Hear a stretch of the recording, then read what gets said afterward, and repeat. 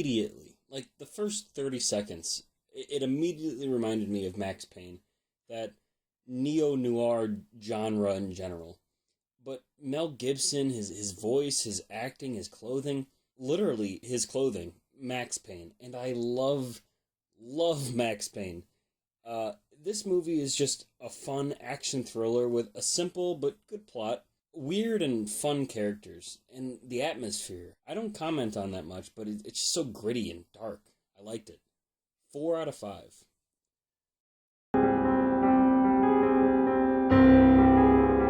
Pet Cemetery.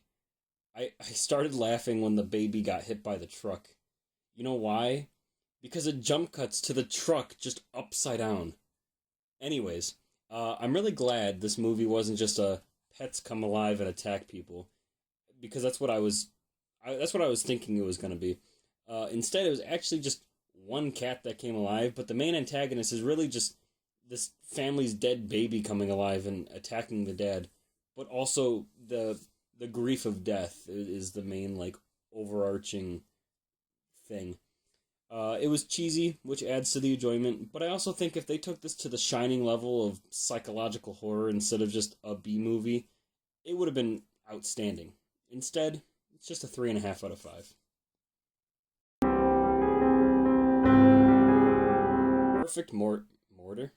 Perfect Morta.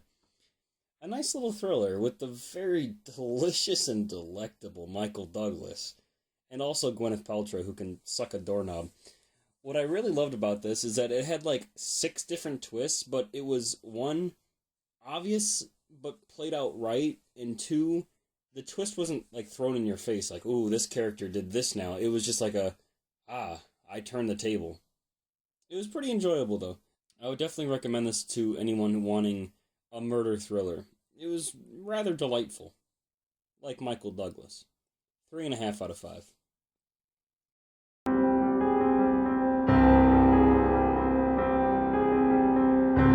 The Phantom. A lot of superhero movies start off away from a main city like New York. Captain America, Iron Man, Thor. Wait, I guess not Captain America. Wait a minute. I guess he starts in war. Never mind. Well, anyways, Iron Man, Thor, they all, for the most part, start off out of states, so they can tell the origin story, and then they come to a New York or an LA or whatever and save the day. That's how they always play out, but there's a difference between that and the Phantom. A kid washed up on shore, and this tribe gave him a ring that gives him powers. Alright, we're good so far. But then, we see him dressed in all purple, like a classic superhero. Does anyone see the problem too? It doesn't work, right? I'm not going to believe a purple guy saves the day by swinging in the jungle. You know what I do believe who would do that? Indiana Jones. Or I could even see the Rocketeer more than purple guy. Mike Afton looking ass. It's a very tame movie. Very basic A to B plot, bad guy. Steals thing, person saves thing. Main thing to take away. Get rid of the superhero aspect. Throw in a fun adventurer or a Rocketeer kind of guy. Easy. 2.5 out of 5.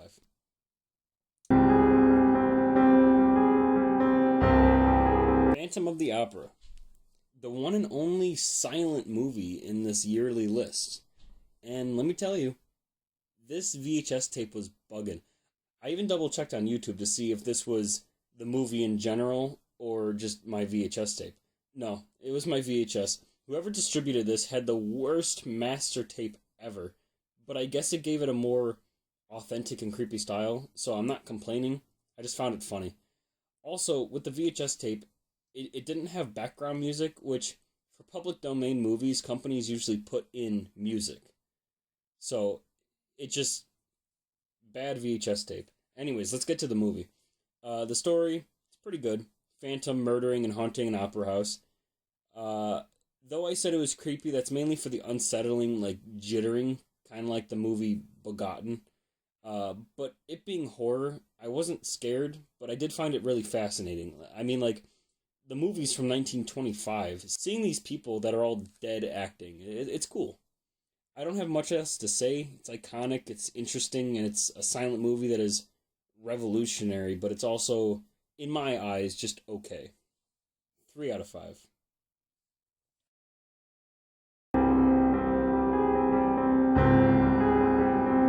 phenomenon.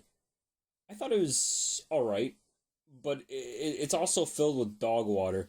I really enjoyed the middle where John Travolta was just regretting everything in life. It felt real. It just worked. But everything else felt like a sitcom and it was mid. 3 out of 5.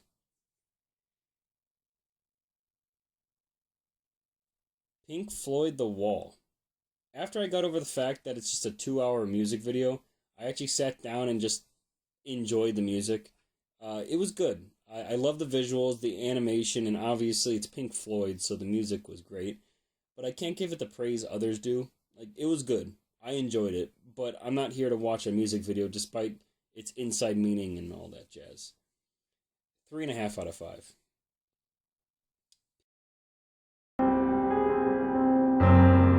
Pink Panther. A very classic comedy with all the slapstick you could ask for, but honestly, the slapstick felt very forced, and the whole first half was where I thought it was lame the most. But the second half was just 45 minutes of just running around in funny costumes, finding this jewel. Overall, okay, but nothing crazy. 3 out of 5.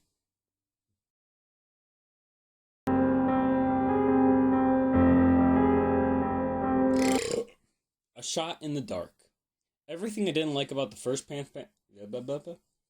Everything I didn't like about the first Pink Panther was just omitted from the sequel. Pretty much all the gags, which granted the first one has it too, but it felt spread out and tame. The sequel, it just felt natural, and it didn't have as big as a romance plot as the first one. That's kind of the inspector's character, is romancing girls, but this one felt more like a gag compared to the first where it didn't. Jokes were better, even though it was a little dull, and the ending was just literally every suspect just blows up in a car explosion. It's hilarious. Pluto! Stop them! Stop them! What? The bomb! The what? The bomb? It was meant for you. 3.5 out of 5.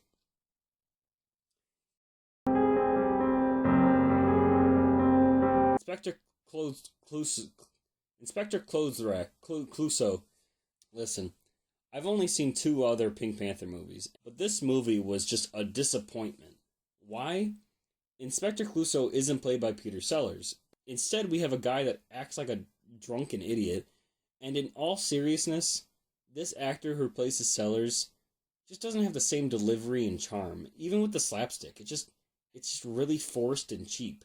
I know I said the first Pink Panther I just wasn't a fan of, but I did enjoy Shot in the Dark, so going from a good movie to just lame, it sucks to say the least.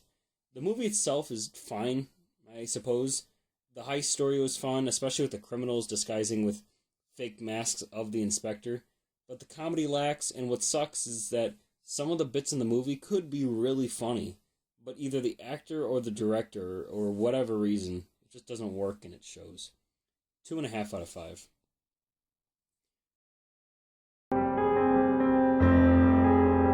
Return of the PP. This movie starts off, no exaggeration, incredibly strong. It's probably got one of the strongest openings in cinematic history. It got me so pumped up for this movie. It has a beautiful animated sequence, and the whole heist was amazingly shot. It was fantastic. And then it just got slow, and it just wasn't really funny. That first half, pretty alright. And when the second half came around, I was just kind of done. 3 out of 5.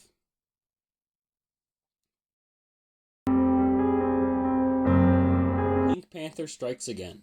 There was actually some really good bits in this movie. Actually, there was a lot of good ideas in general, but there was so much wasted potential.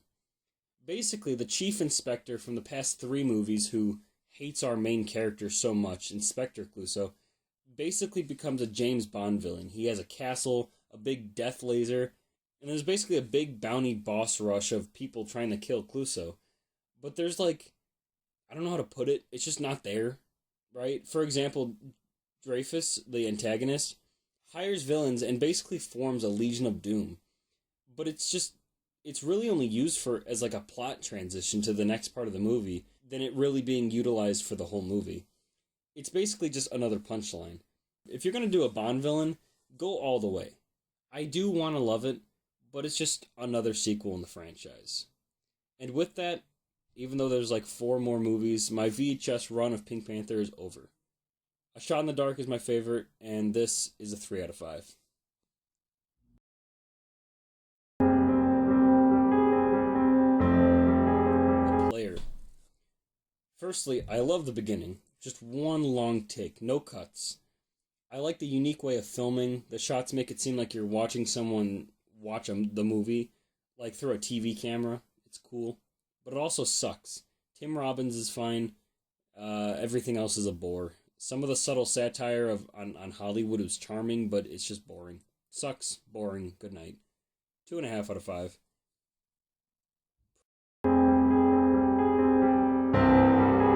Progeny. This had potential to be really creepy. This concept is just so weird, and it could have been really scary. But it has a really gross a really gross tentacle scene with inflatable aliens. And besides that, everything else was similar to the movie Invaders that I reviewed earlier this year. Like, it's not bad, but nothing and everything happens at the same time. Alongside that, it's boring. It brings me to a 3 out of 5.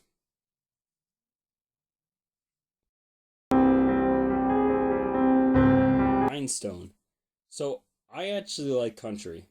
Not modern stuff, but everything before, like, 2000, I will willingly listen to. So, no. I'm not the kind of person that's going to hate a movie because it has country. However, I love my man Sylvester Stallone, but honest opinion, he isn't an outstanding actor, especially in the early 80s trying to sing country. And Dolly Parton kind of saved the movie from being awful. She gives that charm. Stallone did do a good job singing, however. There's not a whole lot else I can say about this movie. A very simple, to-the-point plot that has the usual happy ending with a meaning that you can walk home and think you can improve your life with. That meaning? Don't bet with sex. 3 out of 5.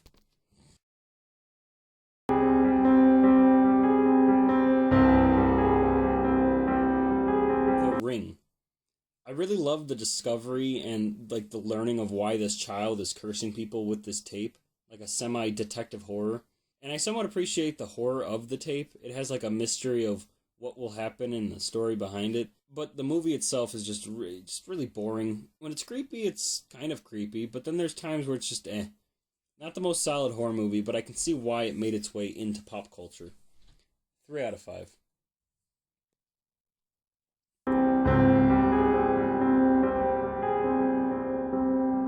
Robin Hood. Well, that's not even true. Robin Hood Men in Tights. Out of all the Mel Brooks movies I've seen, I really only like Spaceballs. And that being said, this is by far the most tame and like least funny one. There's probably at least 3 funny things. The beginning where they say, "Leave us alone, Mel Brooks," the Godfather bit, and the third one doesn't even count because it's a cheap joke, but they do the same thing in other Mel Brooks movies where they reference the movie that they are in. They bring out the script so they can continue the storyline. So it's mildly funny. That's really about it. The least comedy in a comedy movie. It's not boring or bad, it's just not funny. 2.5 out of 5.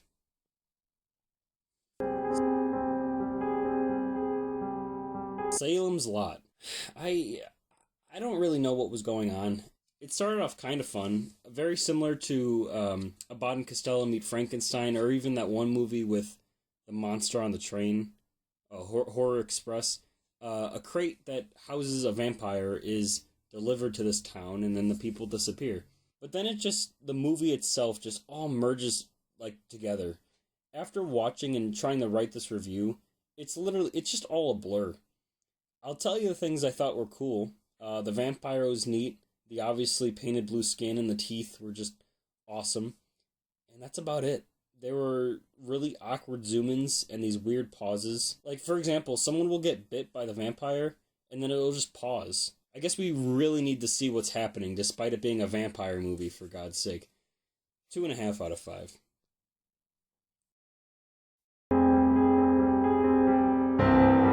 Return to Salem's Lot. So this is directed by Larry Cohen, who directed, funny enough, I just rewatched it for the Halloween season, The Stuff. The Stuff is a very cheesy and goofy 80s horror movie.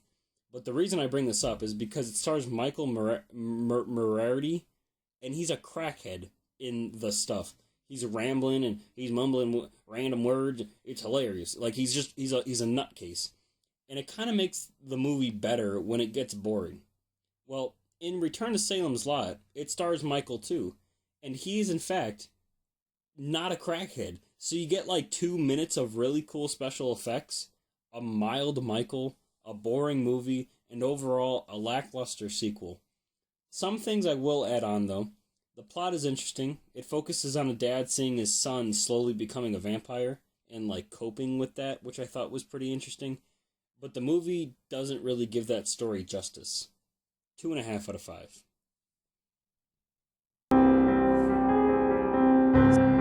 Saturday Night Fever. I don't really see how this made that big of an impact on pop culture, specifically disco. John Travolta's character is like an unlikable prick that even at the end of the movie you're thinking he didn't really learn his faults. And the only plus is the music, like just straight 70s beauty. And the choreography is beautiful. It's not bad. There's a nice coming to age story, and the music is nice, and that's about it. Also, Gru. 3 out of 5.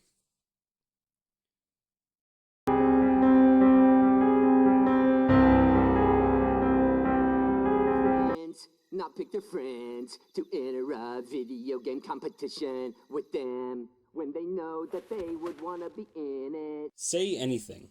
A very 80s rom-com. Well, it wasn't a comedy, more lighthearted and fun, and also romantic. It was actually very sweet, though. After high school, John Cusack's character starts dating this girl. The dad kind of not really forces them to break up, and then the rest is just self-explanatory. The relationship was cute, especially the ending. The only problem is that the dad, quote unquote, forcing them to break up is a bit of a stretch. It's more the dad was manipulative, which even that's a stretch. But the dad basically says, like, you worked hard for this abroad study trip. Break up. This boy's gonna mess it all up. But then later he says, like, live your life. So everything that happens next is just kind of the girl's own responsibility. Besides that little plot nitpick, it was cute and fun and romantic. 3.5 out of 5.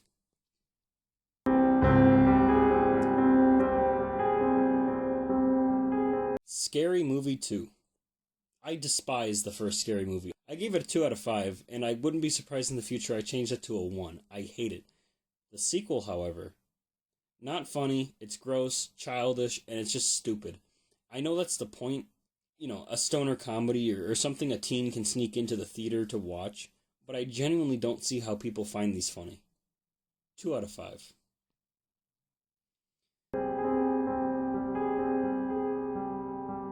Scalpel. I love it. It's different, it's unsettling. Well, wait, let me start over. I love it in a cult classic sort of way. It's about a father who's a plastic surgeon taking basically an almost dead stripper off the street and turning her into his daughter. The whole relation between this fake daughter and the dad is so creepy because the whole reason he's doing this is to get inheritance money off of the grandfather that just died. But then he grows an attraction to the fake daughter, so the dad is having sex with a woman that looks 1-to-1 of his daughter. So the dad is having sex with a woman that looks 1-to-1 of his daughter. It's creepy. And then the daughter comes home. The real daughter comes home. So it's just wacky from then till the end. I might need to rewatch it, honestly, because the ending is just kind of confusing. There's a twist that doesn't make sense. I won't go into it. But I think it's one of those movies where a second watch will make you appreciate it even more. I was going to give it a 3 out of 5, but it didn't sit right. There's more to be seen in this movie. 4 out of 5.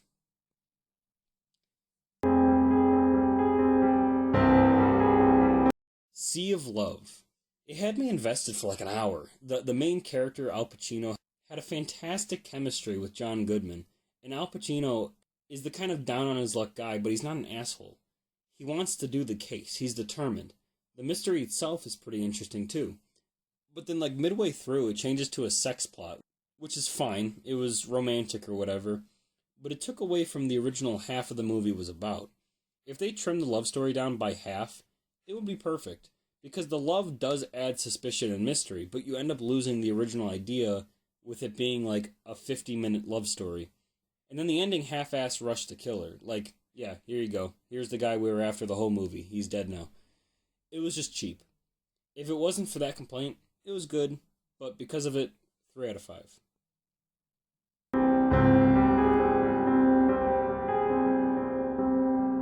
Sick and tired of these elevators always getting stuck.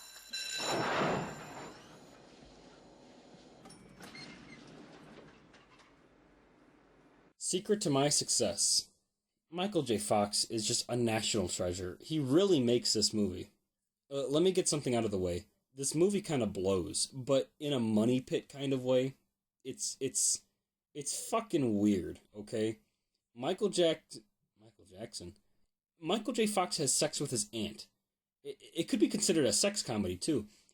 In fact, there was a scene where the Ooh Yeah song from Ferris Bueller was playing for like 5 minutes when everyone was running around the house trying to have sex with someone else in the house.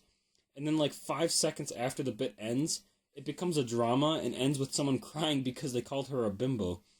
The plot has so many unbelievable moments. It's just so insanely weird, but I can't help to enjoy it. 3.5 out of 5.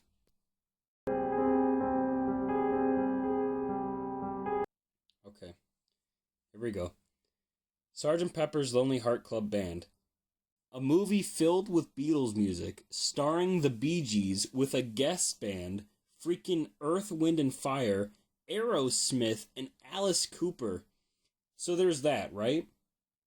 But then, there's also so much wrong with this movie. So I don't want to compare it, but this movie is trying to be the Pink Floyd The Wall movie. Except, Sgt. Pepper's came out 4 years before The Wall. The movie The Wall. Yeah, so the whole time I was thinking, man, like, you know, this is like The Wall. No, The Wall came out after. Granted, this concept isn't new. It's a jukebox musical, so songs that already exist are put into a movie, but the plot is moved forward with said songs, not dialogue. Speaking of plot, it's whack. It starts off with fucking George Burns, of all people, explaining that Sgt. Pepper's gave music to the world from the beginning of the 20th century to after World War II. And then Sgt. Pepper's band, the lead singer dies. Sgt. Pepper dies, I guess. They explain that his kid, Sgt. Pepper's kid, carries on his legacy. But then, and this is where it doesn't make sense, Sgt. Pepper's son starts his own band called the Sgt. Pepper's Lonely Heart Club Band, which is the name of his dad's band, right? So they have to climb their way up from obscurity to stardom. Okay, so 2 things. If the band is still called the same as the predecessor, it's not obscure. Let's get this out of the way real quick. The movie is doing a Beatles bit. It's not about the Beatles, but the 4 boy band style, so it's the Beatles.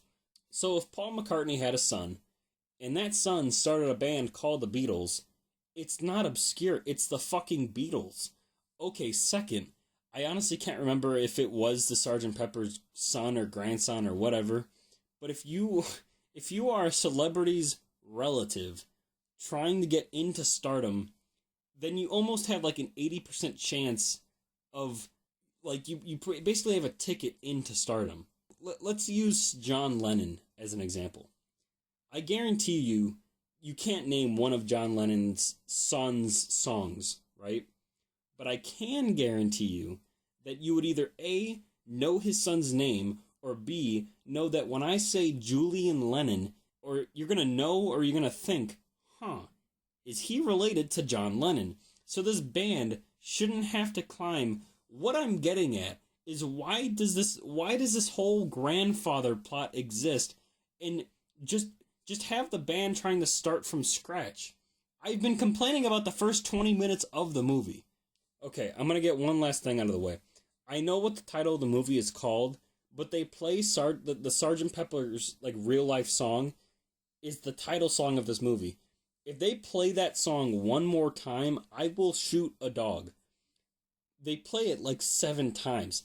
finally, they have an awesome scene with Steve Martin. Yes, Steve Martin sings Maxwell's Silver Hammer, and I creamed myself. That scene is the only reason I'm giving this movie a 2 out of 5.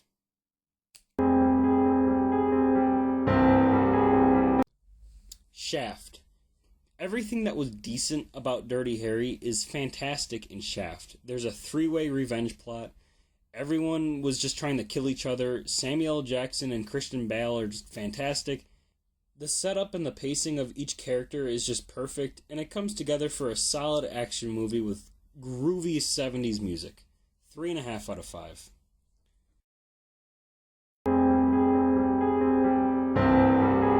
Sleepless in Seattle. It's so close to being a 4.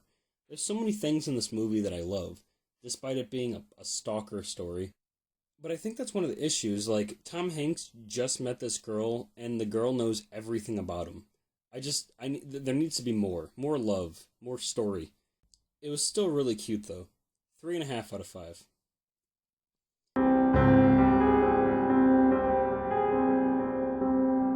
Sound of Music.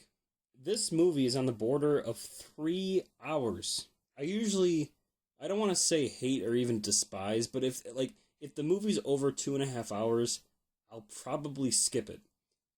Obviously, I'm being hypocritical. Lots of good movies are 3 hours, but the point still stands. I will probably pass. However, Sound of Music not only did not feel like 3 hours, there was not a single boring part in the movie. There were slow parts, but you were invested, and there were fast parts, but it still lasted the perfect amount. The romance was beautiful. The Nazi subplot was, albeit hinted at, but kind of like thrown in there surprisingly. However, it was still thrilling to watch, and finally, I love musicals, and this was just an awesome musical. The story is the usual nanny makes family feel better and happier. You know, Mary Poppins, The Nanny Show, Cat in the Hat, and this did it wonderfully. 4 out of 5. And that, my friends, is October. How many movies did I do? 1, 2, 3, 4, 5, 6, 7, 8, 9, 10, 11, 12, 13, 14, 15, 16, 17, 18, 19, 20, 21, 22, 23, 24, 25, 26, 27, 28, 29 movies. Okay. So, July, where I didn't watch any movies except for Kangaroo Jack, that kind of boned me over. And then sometime August into October, I just went like nuts. I just went nuts. I just watched like a ton of movies. I don't know how. I don't know why. And I'm moving my head real high. And that's all I gotta say on that. Almost 30 movies. And that leaves us almost like 20 more movies to watch till the end of the year. Ladies and gentlemen, we're in the home stretch. We are almost there. We are almost done with the VHS Resolution Review Yearly Review. And, yeah, that's all I got. We got, next month is pretty chill. Next month is Star Trek month, baby. Star Trek month. We love Star Trek around here. Alright. That's all I got. Goodbye, and have a good night.